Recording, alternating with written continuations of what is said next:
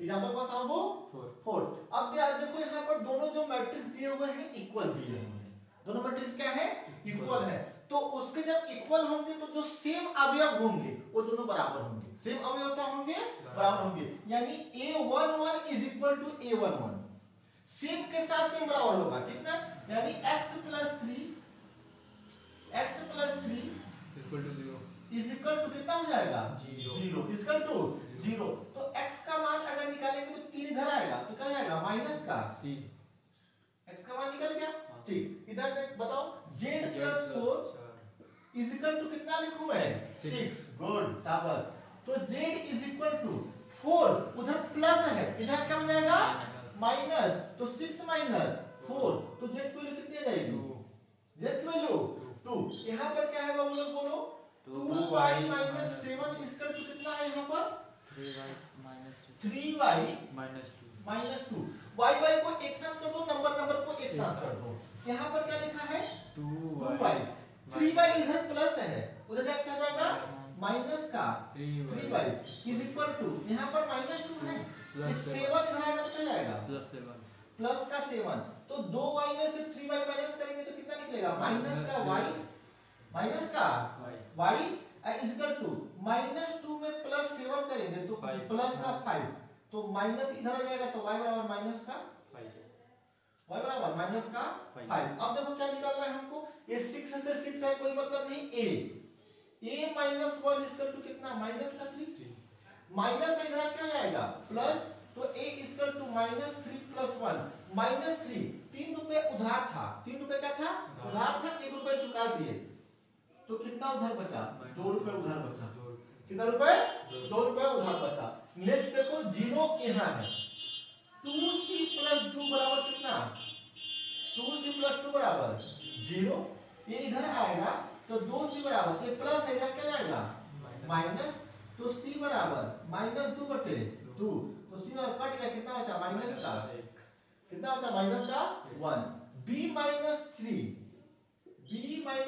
Is equal to 2b plus 4, इसको उधर ले जाओ तो b minus 2b is equal to 4, 3 को इधर ले आओ, 3 माइनस है इधर क्या जाएगा प्लस, अगर b में 2b घटाएंगे तो कितना बचेगा माइनस का b, तो 4 3 7, तो माइनस इधर आएगा तो b इक्वल टू कितना माइनस का 7, b इक्वल टू माइनस का 7, ठीक। कुछ बच रहा है क्या 21 खत्म, पूरा आंसर आ गया फाइनल, ठीक ना, पूरा आंसर हो गया। सिर्फ कोई दिक्कत देख लो, इसको अच्छे से लिख लो। अब जब देखो आपस में मैट्रिक्स क्या है बराबर है, अगर आपस में मैट्रिक्स बराबर है तो अवयव भी क्या होगा बराबर होगा, अवयव क्या होगा, तो a वाला बराबर होगा इसके, यानी कि a 2a plus b is equal to कितना होगा 4 होगा। ये तो सॉल्व करने का ऑप्शन ही खत्म, इधर देखिए नहीं समझ आएगा। यहाँ वो कौन सा नंबर है 1 नंबर, यहाँ पर कितना लिखा है a minus 2b is equal to यहाँ कितना लिखेंगे -3, इसका भी ऑप्शन खत्म, सॉल्व ही नहीं होगा, ठीक है। कितना आ गया -3, यहाँ देखिए 5c minus d is equal to कितना 11, ये भी सॉल्व नहीं होगा, तो कितना जाएगा 3 इक्वेशन 3। नेक्स्ट देखिए 4c plus 3d is equal to कितना 24 इक्वेशन 4, ये भी सॉल्व नहीं होगा। यानी ऐसा कोई भी इक्वेशन नहीं हो जो सिंगल में सॉल्व हो जाए, और जब सिंगल में सॉल्व ना हो तो दो लेते हैं, कितना लेंगे दो। 10th में पढ़े थे विलोपन विधि या प्रतिस्थापन विधि, चाहे तो विलोपन लगा दो तो प्रतिस्थापन लगा दो। सबसे आसान देखो कौन दिख रहा है, यही सॉल्व होंगे। समीकरण 1 एवं 2 से विलोपन लगाइए, समीकरण 1 एवं 2 से विलोपन लगा देते हैं। 2a plus b is equal to कितना 4, यहाँ कितना दिया हुआ है a माइनस 2b इसका कितना -3। समीकरण 2 में किसका गुणा कर दूं 2 का, समीकरण 2 में 2 का गुणा करने पर, अब देखो अगर इसमें 2 का मैं गुणा कर दूंगा तो मेरा कितना बनेगा 2a plus b is equal to 4, 2 एक कम 4 को बढ़िया बना लेते हैं, 2 एक कम 2, फिर 2 दूना 4 माइनस का 4b, और 3 दूना माइनस का 6 माइनस का ये हो जाएगा माइनस, ये माइनस हो जाएगा प्लस, ये माइनस हो जाएगा प्लस, ये पूरा कट गया। अब देखो ये b और 4b कितना b 5b 5b equal to 5 और 4 6 5 से कितना 10। तो अब यहाँ सॉल्व कर देते हैं। 5b इक्वल टू 10 तो b इक्वल टू 10 बाई 5 5 बन जाए 5 5 टू जा 10 b की वैल्यू कितनी 2। अब b का वैल्यू चाहे a में पुट कर दो समीकरण 2 में या तो 1 में 2 में कर दो। b का मान समीकरण 2 में रखने पर 2 में क्या करने पर रखने पर put the value of b in equation 2। ठीक देखो a माइनस 2 इंटू b का मान कितना है 2 इक्वल टू माइनस का 3 तो a 2 2 जा माइनस का 4 इक्वल टू माइनस का 3 माइनस का 4 जरा क्या हो जाएगा प्लस का 4 क्या हो जाएगा तो 3 अगर माइनस 3 में प्लस 4 करेंगे तो 1 a की वैल्यू कितनी 1 a की वैल्यू 1 b की वैल्यू 2। अब हम लोग निकालते हैं समीकरण 3 एवं 4 से। समीकरण 3 एवं 4 से समीकरण 3 एवं 4 से अब तो किसका गुणा करना पड़ेगा आपको। यहाँ पर है 5c यहाँ पर क्या है 5c यहाँ पर है 4c 5c minus d minus क्या है d इज इक्वल टू 11 और यहाँ पर क्या है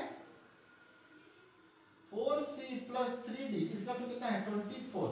यहाँ पर 3 है यहाँ पर कितना है 3 है अगर इसमें भी 3 का मल्टीप्लाई कर देंगे तो ये भी क्या हो जाएगा 3 ठीक ना। तो यहाँ पर 3 का गुणा कर दो 3 का क्या कर दोगे गुणा जब 3 का इसमें हम लोग मल्टीप्लाई कर देंगे तो 3 5 जा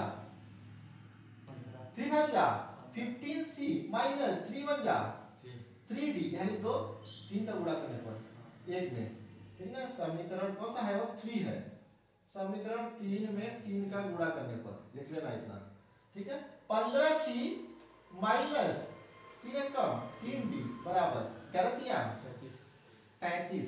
फिर नीचे के कुछ चेंज नहीं करना है 4c माइनस माइनस ना प्लस 3d इसका तो कितना 24। अब देखो यहाँ पर प्लस है तो अगर माइनस करेंगे तो फिर ऐड हो जाएगा इसमें कुछ नहीं करना है प्लस करना है।